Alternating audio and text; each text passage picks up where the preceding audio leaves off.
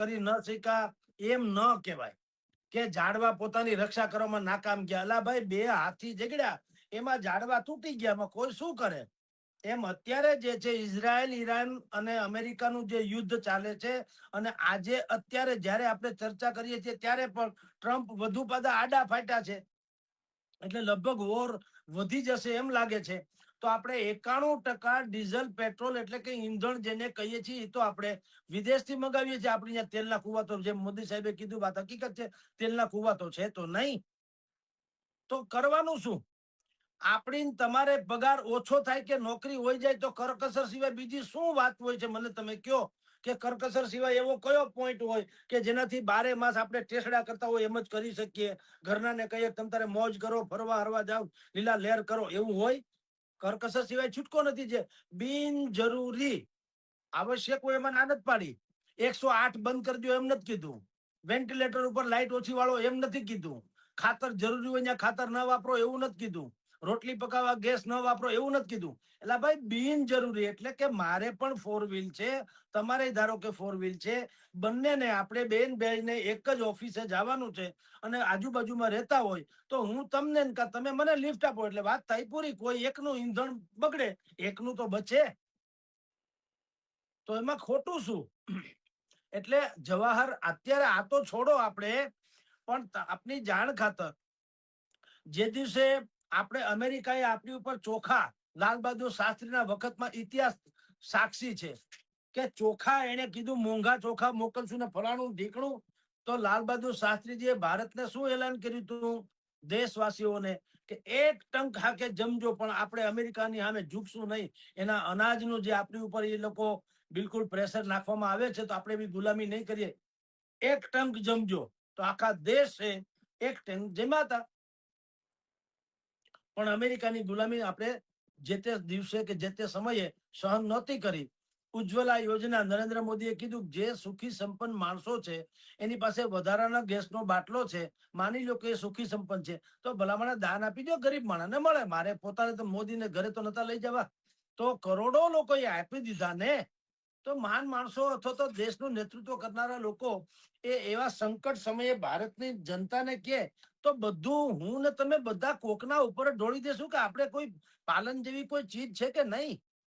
તો એમાં ખોટું કશું જ નથી. આપની જાણ ખાતર ભિક્ષુબેન, આ યુદ્ધની સ્થિતિ છે અને યુદ્ધ આપણે આદરું નથી કે આપણાથી અંત આવે એમ નથી. આપણે યુદ્ધના પીડિતો છીએ. તો પીડિત સમયમાં ભારત જ એકમાત્ર એવો દેશ છે જેને 2-3 મહિનાથી યુદ્ધ ચાલે છે, છતાંય હજી સુધી તો આપણે એટલી બધી મોંઘવારી જે પડોશી રાજ્યમાં થઈ, પાકિસ્તાન જેવામાં, એવી મોંઘવારી તો આપણે હજી સુધી ફાટી નીકળી નથી. સરકારે બધું નિયંત્રણમાં રાખ્યું, પણ હજી ભવિષ્યમાં યુદ્ધ લંબાય કે વધારે ખતરનાક થાય તો આવા સુઝાવ આપે તો ખોટું શું? જી. પણ જગદીશભાઈ, તમે જે ગેસના બાટલાની જો આપણે પરિસ્થિતિ જોઈએ તો તેના ભાવ વધી ચૂક્યા છે, કાળા બજારી થઈ રહી છે, 3-3 હજારમાં ગેસના બાટલા વેચાઈ રહ્યા છે. તો મિક્ષુબેન, નરેન્દ્ર મોદી વેચે છે કે હું તમે વેચીએ છીએ? મને કયો.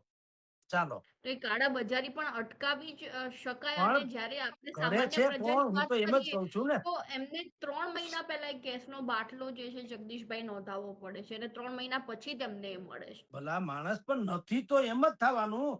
પણ હું તમને એમ કહું, જે કાળા બજારી કરે છે નરેન્દ્રભાઈ મોદીએ છૂટ આપી છે અથવા તો પોતે કરે છે કે એના મામા માસીની દુકાન છે? મારા તમારા કુટુંબના કે કોઈ સગા સંબંધી, ઓળખીતા પાલખીતા અથવા નાગરિકો, એજન્સી તો એની છે ને, એજન્સી તો એની છે. તો એનામાં બુદ્ધિ નથી કે ભાઈ અત્યારે દેશ સંકટમાં છે ત્યારે કમસે કમ કાળા બજાર ન કરીએ? બધાને આપણે સંયમમાં રહેવાનું શીખવીએ, પણ કાળા બજાર શું કામ કરીએ? તમે જુઓ, 9/11 થયું અમેરિકામાં, ટ્વિન ટાવર તોડી પાડ્યા, હજારો લોકો ગુજરી ગયા. તમે સાંભળ્યું કોઈને રોક અકલ કરતા? ક્યાંય સાંભળ્યું કોઈએ કે દ્રશ્ય જોયું? ઓહો, મારા દીકરા મરી ગયા, મારી માં મરી ગઈ, મારા પત્ની મરી ગયા, બેન મરી ગયા? સાંભળ્યું ક્યાંય કોઈ દી? એક ફોટો જોયો તમે? આ ઈરાન, ઈરાક ને ઇઝરાયલનું અત્યારે, અરે આ ઈરાન, ઇઝરાયલ અને અમેરિકાનું યુદ્ધ ચાલે છે. સત્યાનાશ થયો છે કે નહીં? ઇઝરાયલનો કેટલો બધો ધ્વંસ કરી નાખ્યો અમેરિકાએ.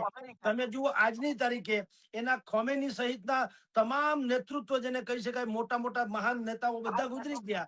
છતાંય તમે જુઓ, એ લોકો અડગ છે ને, દેશના ઝંડા લઈને હજી આંદોલન કરવા નીકળી પડે છે ને. અમેરિકાને કહે છે કે અમે અમારી શરતે સમાધાન કરીએ, તમારી શરતે તો નહીં, અમે ઝૂકીશું તો નહીં. આને કહેવાય રાષ્ટ્રવાદ, રાષ્ટ્ર પ્રેમ. એમ ન કહેવાય કે ઓહો તમારામાં બુદ્ધિ નથી. તો આપણી આ વિદેશ નીતિ, તમે તેલ ગોળ ઘી મોંઘા થવાનું છે તો વિદેશ નીતિ નિષ્ફળ ગઈ એમ કહો છો. તો આ ઇઝરાયલ તો અડધું પડધું ખતમ થઈ ગયું. યુક્રેન ને રશિયા કેટલા 6-7 મહિનાથી ઝઘડે છે. આ બધાનું શું થયું? કોઈ યુક્રેનના એકેય માણસનો ફોન તમારી કે મારા છાપામાં કે ટીવીમાં કે ક્યાંય આવ્યું કે આ વડાપ્રધાનમાં બુદ્ધિનો છાંટો નથી, રશિયા જેવડું એવડું મોટું મહાસત્તા છે એની અમે યુદ્ધ વહોરી ન લેવાય, આ અમારી નિહાળું બંધ થઈ ગઈ, અમારા કારખાના બંધ, સાંભળ્યું ક્યાંય? તો ભલા માણા આપણે તો બસ લીલી નાઘેરની જેમ લહેર કરવી છે, બીજું કઈ કરવું નથી. એવું ન ચાલે. હું તો એમ જ કઉ છું કે વડાપ્રધાને ખાલી અપીલ કરી છે. હા, એક વાત તમને કહું મિક્સુબેન, કે ચેરિટી બિગેન્સ ફ્રોમ હોમ. વડાપ્રધાને પોતે પણ એ આચરણમાં મૂકીને કીધું હોત તો ઓર ઇફેક્ટ પડત. એની વાત સાથે હું સહમત. જેમ કે આજે જ વડાપ્રધાન નરેન્દ્ર મોદી જયારે અત્યારે આપણે ચર્ચા કરીએ છીએ ત્યારે સોમનાથના ભવ્યોત્સવમાં તેઓ શ્રી હાજર રહ્યા. ત્યાં ઓડિયન્સ ભેગું કરવા ઓબ્વિયસલી સિટી એસટી બસ ને બધાને ફાળવામાં હજારો બસ આવ્યું હોય, વાહનો આવ્યો હોય, આ છે તે છે. કદાચિત આ જે છે એ ઉત્તમ જ છે કાર્યક્રમ, તમારી જાણ કરતા. સાંસ્કૃતિક ધરોહરને વિસરી જવી એટલે આપણે ભવિષ્યનું ધૂંધળું કરવું, એ બે સમાન વાત છે. એટલે આપણે એ વિરાસત વિસરવી ન જોઈએ. પણ વડાપ્રધાને જો એવું કદાચિત કીધું હોત કે ભાઈ અત્યારે ખરેખર 75 યર્સ પૂરા થાય છે સોમનાથ જીર્ણોદ્ધારને, એટલે મારે ભવ્યોત્સવ કરવો જ તો માન લ્યો તો આ ટાઈપનું આયોજન હતું. પરંતુ અત્યારે સિચ્યુએશન એ ટાઈપની છે કે આપણે ઈંધણ બચાવવું જોઈએ, બીજી બધી મુશ્કેલીઓ જે છે એમાંથી આપણે પાર ઉતરવા માટે કરકસર જેવી ચીજ, એટલે હવે એ આવતે વર્ષે ઉજવશું કે પછી ગમે ત્યારે. તો આ તો ઉત્સવ જ છે ને, તો ઓર વધુ સારું થયું, એમાં જરાય ઇનકાર નથી. પણ નાકામી જે શબ્દ છે કે આ વડાપ્રધાનની નાકામી, તો તમે શું કયો? મને કયો નાકામી એટલે તમારી પાસે કોઈ પ્લાન હોય તો કયો લ્યો કે ભાઈ ફલાણી વસ્તુ કરી હોત તો દેશમાં કઈ સંકટ ન થાત. કોઈ પાસે, જે કોંગ્રેસ હોય કે વિપક્ષ હોય કે બીજા આલોચકો હોય, આપણી જેવા વિશ્લેષકો હોય કે બીજા કોઈ ટીકાકારો હોય, કોઈ પાસે હરામ બરોબર કોઈ પ્લાન હોય તો ખાલી બસ થૂકા થૂકી કરી દેવી. પ્લાન નિષ્ફળ ગયો તો નિષ્ફળ ગયો તો સફળમાં શું થાય? તમારી પાસે છે કઈ કયો લ્યો. તમે આ દેશના નાગરિક નથી? જગદીશભાઈ, એક એ પણ પ્રશ્ન છે કે જ્યારે જ્યારે કોઈ પણ નેતાઓ હોય છે તો તેમની પાછળ આપણે મુખ્યમંત્રી તો એક ઊંચા કક્ષાનું પદ છે ચોક્કસથી, પણ તેના સિવાય જો ધારાસભ્ય હોય તો તેની પાછળ 5-5 ને 6-6 ગાડીઓ ચાલતી હોય છે. જો ખરેખર પેટ્રોલ ડીઝલ જ જો બચાવવું હોય તો એ ગાડીઓમાં પણ કાપ મૂકવો જોઈએ. પણ બેન આપણી પાસે નથી વાહન. જો એક વસ્તુ તમે દ્રષ્ટિકોણ હંમેશા, બધું જ રાજકારણી ને આપણે સોફ્ટ કોર્નર, તમે મસાલો પૂરો કરનાર. તમારા ઘરમાં કેટલા મેમ્બર છે ને કેટલા વાહન છે મને કયો? છે કે નહીં? જરૂર નહીં? જરૂર છે તો બધા વાપરો છો કે નહીં? મારા ઘરમાં છે, અમે 3 છે ને 3 વાહન છે લ્યો. તો કા મને એવી કરકસર હુકતી નથી? જો ચેરિટી બિગેન્સ ફ્રોમ હોમ, એવી રીતે પેલા સુંદરતા પામતા પેલા સુંદર એ બનવું પડે. ઈ ઠીક છે, મેં તમને પેલા તો કીધું કે નરેન્દ્ર મોદીએ સોમનાથનો કાર્યક્રમ ટૂંકાવ્યો હોત સારું થાય. નગરપાલિકાથી માંડી અધિકારીઓને કે ઓછું પેટ્રોલ બાળો એવું કદાચ જાહેર કરશે, કરે તો સારી વાત છે, જરાય વાંધો નથી, કરવું જ જોઈએ. પણ કેવળ એ જ દુરુપયોગ કરે છે ને તમે ને હું સદુપયોગ કરે એમ કેમ માની લેવાય? મને કયો. હવે તમે વિચાર કરો, જયારે તમે કોકને માની લો કે તંત્રને ફોન કરો ને મોડું આવે ત્યારે જો તંત્ર એમ કે મામલતદાર કે ભાઈ હવે મારે પેટ્રોલ ડીઝલ નો ડખો છે ને હમણાં સરકારે કરકસર કરવાનું કીધું ને એટલે હું બુધવાર આવીશ, તો આપણે બધા રાયડું પાડશું કે તંત્ર તો ધ્યાન આપતું નથી, 2-4 દિવસે આવે છે ને અકલનો છાંટો નથી વગેરે વગેરે. એટલે આપણે પૂછડે પકડો તો ખાંડો ને મોઢે પકડો તો ઓલા કે ને એના જેવું છે આ, કે તમે વાંક દ્રષ્ટાની જેમ નીકળ્યું વાંક જ ક્યારેય ભારતીય બનશો જ નહીં ભલામણા. કે ભાઈ હાલો ઓકે, વડાપ્રધાને કીધું ચાલો અમે એક વખત, સરકારને શરમ આવી જાય એક વખત, એવું કામ નાગરિકો કરી ના બતાવે કે ભાઈ હાલો અમે એસટી બસમાં જ જશું, સિટી બસમાં જ જશું, શહેરે ટેક્સી કરશું, મેટ્રોમાં જશું, ચાલો. અને વાહનો બાકાયદા તમને શહેરમાં, જેમ રાજકોટ છે ભીડભાડ વાળું છે, અહીંયા કોઈ હાલતું નથી. ડોક્ટર કે તો હાલે ફરજિયાત, બાકી કોઈ હાલતું જ નથી, બધા વાહનમાં જાય છે. અને સૌથી વધુ ગુજરાતમાં અગર વાહન ધરાવનારું કોઈ શહેર હોય તો એ રાજકોટ છે, 2 વ્હીલ થી 4 વ્હીલ સુધીમાં. હવે માની લો કે વડાપ્રધાનની અસર પછી આવતીકાલે તમને રોડ રસ્તા ખાલી જોવા મળે અને રીતસર શેરે ટેક્સીની જેમ એક ટેક્સીમાં 4-4, 5-5 જણા આડાવડા ગોઠવણ કરીને જાતા જોવા મળે તો પ્રધાનો શરમાય અને તો આપણે કહી શકીએ કે ભાઈ આ રસાલા તમારા શું કામના છે. પણ તમે બસ બંધ કરી દો, અમે ટેસડા કરી લઈએ, એમ ના હાલે. નાગરિક તરીકે પણ આપણી કોઈ જગદીશભાઈ, ફરજ જે તો છે કે નહીં? જાહેરાત કરે છે પહેલા તેમને અમલ કરવો પડશે અને પ્રજા પણ એ જેટલા પણ નેતાઓ છે જે જાહેરાત કરવા વાળા છે તેમાંથી પ્રજા પણ શીખશે કે જો આટલો ના ના, મોટી પ્રજા કક્ષા ઊંચા અશિક્ષિત પદમાં ક્યાં છે? બેસે પણ નેતા જો પ્રજા અશિક્ષિત છે. એમની પ્રજા એમાંથી શીખશે. એટલે તો પ્રજાને તો સૌથી પહેલા આ નરેન્દ્ર મોદીએ કીધું ભાઈ સફાઈ કરવી જોઈએ, કચરો એક વખત સાફ કર્યું હતું કે નહીં? પછી શું થયું? શીખી ગયા આપણે કઈ? એટલે આ ઉલ્લુ બનાવવાના કારખાના છે. આપણે ઓછી માયા નથી. આપણે એક દી એને ફોટા પડ્યા તો આપણે ફોટા પડવી લીધા. કા ગંદકી તો આપણે એને તો ભગવાન દયાથી વડાપ્રધાનનું કાર્યાલય તો અફલાતુન છે, એનું રહેવાનું રહેઠાણમાં ગંદકી તો છે નહીં. હવે તોય છતાં એને એક દી હાવેણો પકડી લીધો તો આપણે કહેતા અમે એક દી પકડી લીધો. અહીંયા બધા નેતાઓએ એક દી પકડીને હાવેણે ક્યાં ગઈ રાજા રામ જાણે. અને કચરો પાછો એવો, કચરામાં પાછું પોતાની સાડી મેલી ન થાય એવા તો કચરા કાઢ્યા હતા નતા? તો આપણે તમે ભલામણ મને સમજાતું એ નથી બેન કે તમે નાગરિકોની ફરજ વિશે કેમ આપણે કોઈ ચર્ચા નથી કરતા? અરે ઘોળ્યા પ્રધાનો ગણ્યા કરતા છે કેટલા? હાલો સમજી લ્યો. પણ 140 કરોડ પ્રધાન છે. હાલો મને કયો, 1 કરોડ જણા છે આવા પ્રધાન જેવા, માની લ્યો પ્રધાન અને પ્રધાન જેવા 1 કરોડ છે, 2 કરોડ છે, 10 કરોડ છે, માની લ્યો તો 130 કરોડ બધા વધ્યા કે નહીં? તો 130 કરોડ લોકો કઈ આમ આવી પ્રેરણા લે તો કઈ જગતમાં ફેરફાર ન પડે? પણ અમારે નથી. તમે કરો આ જ માથાકૂટ છે. અને ડિબેટના વિષયો આવા જ બનતા હોય છે. એટલે ભાઈ ઈ કરે છે તો તમે શરમાઈ જાવ. હું તમને કહું ને, મંદિરમાં ચાખડી પહેરીને જાઓ તમે, બૂટ પહેરીને, તો તમારે શરમાવું પડે કે પૂજારી તમને ખીજાવવું પડે? તમારે શરમાવું પડે ને, મારે શરમાવું પડે ને. હું બૂટ પહેરીને જાઉં, બધા મારા સામું જુએ કે આ ભાઈમાં કેમ છે, આ બૂટ પહેરીને આવ્યો છે, તો મારે શરમાવું પડે ને, કારણ કે કોઈએ બૂટ પહેર્યા નથી હોતા. એટલે મારે બૂટ પહેરીને જવામાં સંકોચ થાય. એવી રીતના જનતા પણ સ્વયં એક વખત નક્કી કરે. આ દેશની જ વાત છે ને. અમસ્તુ પેટ્રોલ મોંઘું થાય, નરેન્દ્ર મોદી મોંઘું પડવાનું? મને કયો. હાલો હાલો, પ્રધાન છે એને મોંઘું પડે છે? એને તો કઈ ઉપાધિ નથી, બધા ગામને પાસે તાકડધીનના છે. એટલે ભલા માણા પેટ્રોલ પંપમાં લાઈન આપણી જ્યાં લાગે છે. આજે શેર બજાર તૂટી ગયું, ખાલી ખબર પડી કે ભાઈ પેટ્રોલ ડીઝલ ઓછું બતાવવાની વાત કરી. સોનું નહીં તો સોનાના જે કલ્યાણ જ્વેલર્સ થી માંડીને જેટલા પણ લોકો શેર બજારમાં લિસ્ટેડ કંપની છે, તમે જુઓ ભાવ બધાના ઘટી ગયા. તો નુકસાન તો આપણને જ થાય છે, પ્રધાનને ક્યાં થાય છે?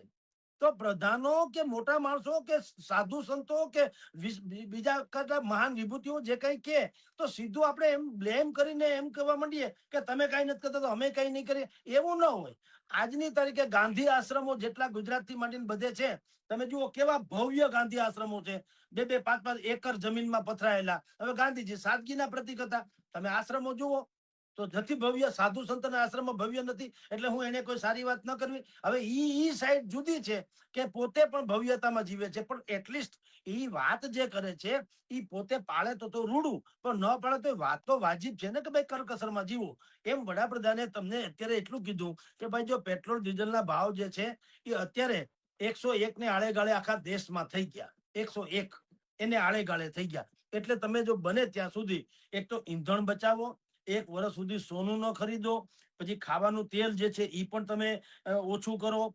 ગેસ અને ફર્ટિલાઇઝર્સ છે એમાંય કરકસર થાય તો કરો. વર્ક ફ્રોમ હોમ થઈ શકે તો તમે ઈ કરો. શેરે ટેક્સી કરો. એટલે કે મેં કીધું મારી પાસે એક કાર હોય, ફોર એક્ઝામ્પલ મારે જવું ઓફિસે ને મારી જ ઓફિસ બાજુ મારા ઘરેથી કોકને જવાનું હોય તો બેસાડીને જાઓ. એકમાં 3 બેસે કે 2 બેસે બધું હરખું જ છે. તો એવું શહેરે ટેક્સી કરો અને વિદેશ યાત્રા ટાળો. મોટા ભાગની મિક્ષુબેન આ વાત અપીલ જે છે વિદેશી હુંડિયામણ બચાવવા માટેની છે. તમને એક જાણ ખાતર અભ્યાસુ તરીકે એક ચેમ્બર ઓફ કોમર્સે કીધું કે વર્ક ફ્રોમ હોમ, સાંભળજો, વર્ક ફ્રોમ હોમ, ઘરે બેસીને ઓફિસનું કામ કરવાનું. અગર આખા દેશમાં કેવળ 1 કરોડ લોકો, આખા દેશમાં કેવળ 1 કરોડ લોકો એ અઠવાડિયામાં 3 જ દિવસ, આખું અઠવાડિયું પણ નહીં, અઠવાડિયામાં 3 જ દિવસ વર્ક ફ્રોમ હોમ જો કરે તો ભારતને 1 વર્ષે 17,000 કરોડ 17,000 કરોડ રૂપિયાની બચત થાય. જો બોલો,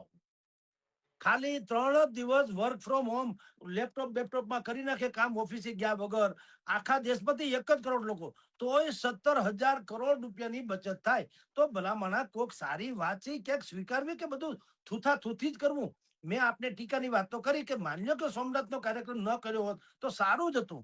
એમાં ના નથી, તો કહું જ છું કે ભાઈ એને એમ જ કેવું જોઈએ ભાઈ મારે ખરેખર સોમનાથનો કાર્યક્રમ કરવો હતો, પણ હવે આ અત્યારે મને એમ લાગે છે કે સ્થિતિ બરાબર નથી, તો હું એ કાર્યક્રમ ટૂંકાવું છું અને ઓનલાઈન હું કરી નાખું. એ જુદી વાત. પણ ઈ સોનામાં સુગંધ ભળે એમાં ના નહીં.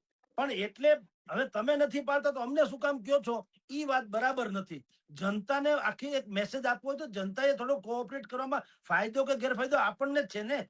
આપની જાણ ખાતર બેન, અત્યારે જો સોનું જે છે 1.5 લાખ 1,54,000 રૂપિયાના ભાવની આળે ગાળે વેચાય છે. રાઈટ? આપણા દેશમાં વર્ષે 700 થી 800 ટન સોનાની આવક એટલે ખપત છે. આપણે ઇમ્પોર્ટ કરી 700 થી 800 ટન. બરાબર? હવે સોનું જે છે એ શું કામ મોંઘું થઈ ગયું છે કે ઓલા વેનેઝુએલામાંથી એના રાષ્ટ્રપતિને અમેરિકાએ પકડ્યા ત્યારથી ડખે ચડ્યું અર્થતંત્ર દુનિયાભરનું. અને પછી ચીન, તુર્કી, પછી કઝાકિસ્તાન, ભારત, પોલેન્ડ આ બધાની જે રિઝર્વ બેંકો હોય, જેમ આપણે રિઝર્વ બેંક છે, બધાની કેન્દ્રીય બેંકો છે, એને મોટા પાયે સોનું ખરીદી લીધું. વિશ્વમાં અમુક આર્થિક જેને કહેવાય ને બળ કે તાકાત, એ જેની પાસે જેટલું વધારે માત્રામાં સોનું એટલો એ સક્ષમ દેશ કહેવાય. એટલે બધાએ મોટા પાયે ખરીદી પણ સોનાની કરી લીધી. એટલે સોનાના ભાવ વચ્ચે તો તમને ખબર છે તો બહુ ભાવ વધ્યા હતા. 2015 પછી આજ સુધીમાં 60% ભાવ વધારો થયો હતો. હમણાં વળી થોડોક હળવો થયો, તોય 1,54,000 કે 1.5 લાખની આળે ગાળે તો છે. હવે આ સોનું પણ મેં કીધું આપણે ઇમ્પોર્ટ કરીએ છીએ મોટા ભાગનું, તો વિદેશી હુંડિયામણ તો જાય કે નહીં? ભારતનો પૈસો ન્યા જાય. આપણા અહીંયા 90 કે 95 રૂપિયા, ત્યારે એનો $1 થાય અમેરિકાનો. તો એ વિદેશી હુંડિયામણ જો બચે માની લ્યો, તો ઈ પૈસો જે મેં ઓલા 17,000 કરોડ રૂપિયાની વાત કરી, એવું તમને હું પ્રવાસન વિભાગની વાત કરું કે જો પ્રવાસન વિભાગમાં, એટલે સરકારે શું કીધું અત્યારે નરેન્દ્ર મોદીએ, વિદેશની યાત્રા જે હરવા ફરવા આપણે જતા હોય વેકેશનમાં, એ કદાચ ટાળો તો હાલે એકાદ વર્ષ એમ. હવે એમાં કઈ ફર્યા વગર કઈ એમાં આપણે કઈ લુખું ખાતા નથી. હું ગિરનારમાં આજે જાઉં કે 2 વર્ષ પછી જાઉં, એનું એકેય પગથિયું ઓછું નથી થવાનું. હું ઘણી વખત કહું છું, તમે ને હું આજે શોલે ફિલ્મ જોવા જાય, બસંતી નાચે છે ને ગબ્બર હજી એમને હાહાકાર મચાવે છે, જ્યારે કે ગુજરી ગયા ને વર્ષો થઈ ગયા ગબ્બરસિંહને, સમજી લો. તો શોખ માટે ક્યારે તમે મોડા નથી પડતા. એટલે વડાપ્રધાન એમ નથી કીધું કે તમે ખાવાનું બંધ કરી દો, એમ નથી કીધું તમે બાકીનું બધું શ્વાસ લેવાનું બંધ કરી દો. એને કીધું ભાઈ સાહેબ, તમે બને ત્યાં સુધી ફરવા જવાનું જે છે એ એકાદ વર્ષ ટાળો તો શું ફેર પડે? તમે આજે સિંગાપોર જાઓ કે વરદી પછી જાઓ, કદાચ ક્યાંક ઉમેરા હે, ઓછું તો નહીં થાય. એવી રીતે પેટ્રોલ ડીઝલ ઓછું બાળશો તો તમને ફાયદો થાય, પેટ્રોલ પંપે લાઈન ઓછી થાય, ભાવ ઓછા થાય, તમને ફાયદો. વિદેશ યાત્રાની તમને બેન વાત કરું, ટુરિઝમ ડિપાર્ટમેન્ટ, આપણે આપણું ભારતના લોકો મોટા ભાગે Thailand, Dubai, UAE, America, વિયેટનામ, Indonesia વગેરે જગ્યાએ મોટા ભાગે ઉનાળાની વેકેશનમાં જતા હોઈએ છીએ. હવે એમાં જો 50% ઘટાડો, આ સર્વે, આ ચેમ્બર ઓફ કોમર્સ જેવાના સર્વેની વાત છે, મારી તમારી વાત નથી કઈ ઊંચી, કે આમાં જો 50% પણ ઘટાડો ધારો કે આવે પ્રવાસ કરવામાં વિદેશનો, તો પણ તમારી જાણ ખાતર ભારતના હોટેલ્સ ઉદ્યોગને, પછી વિમાની સેવાને, પછી હસ્ત ઉદ્યોગોને, પછી ગાઈડ થી માંડીને બાકી બધા લોકોને, ટેક્સી ડ્રાઈવરોને, આવા બધા હોટેલ્સ ને ધાબા ને બધું જે ગણો, એ સ્થાનિક ઉદ્યોગોને કેટલો ફાયદો થાય ખબર છે? ગણતરી પ્રમાણે 1.35 લાખ કરોડ. બોલો, 1.35 લાખ કરોડ ખાલી એક અપીલ માત્ર થી 50% પાડે તોય. 100% તો નહીં, ભલે જેને ઉડીને જવું હોય, કાવડિયા હોય, જુદી વાત છે. પણ માની લો કે કોક એમ કે ભાઈ ઓકે આપણે 1 વર્ષ પછી જશું, શું ફેર પડે? તો પણ આપણા દેશને 1.35 લાખ કરોડ રૂપિયાનો ફાયદો થાય એમ છે. હવે આવું ડીઝલ પેટ્રોલ પાસે. ડીઝલ પેટ્રોલ તમારી જાણ કરતા અત્યારે 100-107 ની આળે ગાળેનો ભાવ છે. હવે આપણી પાસે થોડીક એક રાહતના સ્વરૂપ વાત શું છે કે યુએઈ જે છે એ ઓપેક નામનું જે સંગઠન છે, પેટ્રોલ પેદા કરનારા 12 મોટા મોટા દેશ જે છે વિશ્વના, એનું સંગઠન છે ઓપેક. ઓપેક માંથી યુએઈ નીકળી ગયું. એ કે ભાઈ અમારે નથી રમવું, આપણી ભાષામાં લ્યો ની. હવે એ નીકળી ગયું એટલે શું થયું? જયારે તમે કોઈ સંગઠનમાં હો ત્યારે સંગઠનના નિયમ હોય. એ લોકો નક્કી કરે કે તમારા દેશમાં પેટ્રોલ પેદા થાય છે, પણ આનાથી વધુ ઉત્પાદન કરવું નહીં, દિવસના આટલા લાખ બેરલ જ કાઢવા. હવે એવું છે નહીં. આ યુએઈ નીકળી ગયું, યુએઈ થી આપણે મોટા ભાગે પેટ્રોલ લઈએ પણ છીએ. હવે યુએઈ ઓપેક માંથી નીકળી ગયું એટલે એ તો ધારે એટલું ઉત્પાદન કરી શકે, ઉત્પાદન કરે એટલે આપણે ધારે એટલું મેળવી પણ શકીએ. પણ ભારત સરકાર 91% જેટલું આ પેટ્રોલ ડીઝલ છે આયાત કરે છે. હવે એમાં સરકાર જો અપીલ કરે કે ભાઈ તમે ઓછું વાપરો અને એમાં 5-50% ફેર પડે, તો આસમાન જમીનની ઇકોનોમીની દ્રષ્ટિએ ફેર પડે, વિદેશી હુંડિયામણ બચે અને એ આપણા દેશમાં વપરાય, આપણો પૈસો આપણામાં વપરાય. હું સિંગાપોર જાઉં એના કરતા શનિ સિંગડાપુર જાઉં તો પૈસો અહીંયા રે કે બહાર રે? શનિ સિંગડાપુરમાં રે કે નહીં? એના ફૂલ વાળો, એની અગરબત્તી વાળો, એની પૂજારી, એના ફલાણા, એનું ઢીકણું, એનો આપણા બસ, આપણી ટ્રાવેલ, આપણી હોટલ, શનિ સિંગડાપુરમાં સિંગાપુરમાં ફેર કે નહીં? તો સરકાર કરકસરની વાત કરે છે ને, તો માની લો કે ઈ નથી પાળતા, ઈ ટીકા એક જુદી વાત છે. હાલો 100% વાત સાચી, પણ કેવળ એમ અટકે તમે નથી પાડતું તો અમે નહીં પડી એમ નહીં. તમે નથી પાડતા એની ટીકા, અને અમે પાળીએ છીએ એની ગરિમા, તો સરકારને જ લાંછન લાગે, સરકારને પણ શરમ આવે કે ભાઈ લોકોએ જયારે આ બધું પાળવાનું શરૂ કર્યું, ચાલો આપણે કરીએ. તો મને લાગે સરકાર તો હું GR બહાર પાડી દે, ભાઈ સરકારી કર્મચારીઓ જેટલા છે, અધિકારીઓ જે સરકારી વાહનો છે, એ તો રાતોરાત જમા થઈ જાય, જેમ ચૂંટણી આચારસંહિતા ટાણે જમા થઈ જાય છે એમ. પણ ભલામણ બધું એને આધારે છોડી દે એ नको. હું એમ કહું જનતાએ પણ કેવું છે કે ઓકે ચાલો, મેં હમણાં આજ તક નામની ચેનલમાં અનેક લોકોને મેં કાર ચલાવનારા બહેનો ભાઈઓ બધાને મેં જોયા. એને બધામાં તમે જુઓ આજ તક ચેનલમાં એમાં આવ્યું જ છે કાયદેસર. એ લોકોએ કીધું કે ભાઈ અમે વી આર વિથ પીએમ. વડાપ્રધાને જે વાત કરી છે એ સારી વાત છે, આપણા માટે જ છે. તો દેશની જરૂરિયાત છે અત્યારે. દેશ માટે મરી ફીટવાની જરૂર નથી, હવે દેશ માટે જીવવાની જરૂર છે. તો અમે બિલકુલ એનું પાલન કરીશું. શક્ય હોય ત્યાં સુધી વિદેશ યાત્રા ટાળશું, શક્ય હોય ત્યાંથી વર્ક ફ્રોમ હોમ કરશું, શક્ય હોય ત્યાંથી શેરે ટેક્સી કરશું, શક્ય હોય ત્યાંથી સોનું નહીં ખરીદીએ, વગેરે વગેરે. તો એમાં કઈ ખોટું નથી કે કરકસરનું કહેતો. એટલે મારી દ્રષ્ટિએ એક અપીલ છે એ સારી છે. એનું અનુસરણ પોતે કરે તો વેલ એન્ડ ગુડ, અનુસરણ ન કરે તો જનતાએ અનુસરણ કરી અને એ લોકોને શોભીલા પાડવાની જરૂર છે. જી મિક્ષુબેન. જી જગદીશભાઈ, શું લાગી રહ્યું છે, લોકડાઉન આવશે ભારતમાં? જો બેન, સિચ્યુએશન અત્યારે આમ જુઓ તો ગંભીર છે નહીં, પણ આજે જે રીતે ટ્રમ્પે ઘુરકિયા કર્યા ઈરાનની સામે, ઈ જોતા એમ લાગે છે કે હવે થોડીક કાઉન્ટડાઉન શરૂ થયું છે.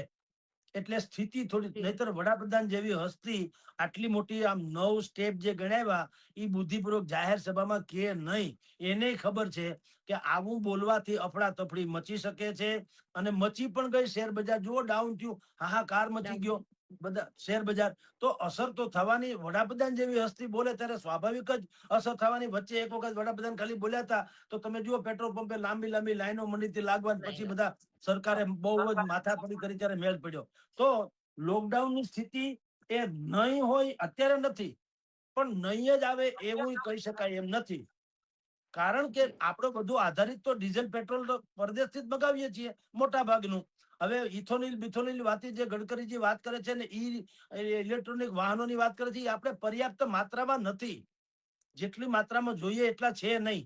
એટલે સંભવ છે કે અત્યારે કરકસરની વાત કરીએ એટલે તમને મેન્ટલી પ્રિપેર કરે કે આગામી સમયમાં આનાથી વધુ કોઈ કડક નિર્ણય કરવાનો વખત આવે તો જનતાને લગભગ સમજાઈ ગયું હોય કે કદાચ આવે ખરું એમ. એટલે લોકડાઉનની સ્થિતિ આમ નથી, પરંતુ એટલી હકીકત છે કે સ્થિતિ બહુ સારી પણ નથી. જી જી જી જગદીશભાઈ, ધન્યવાદ આપનો માહિતી આપવા બદલ.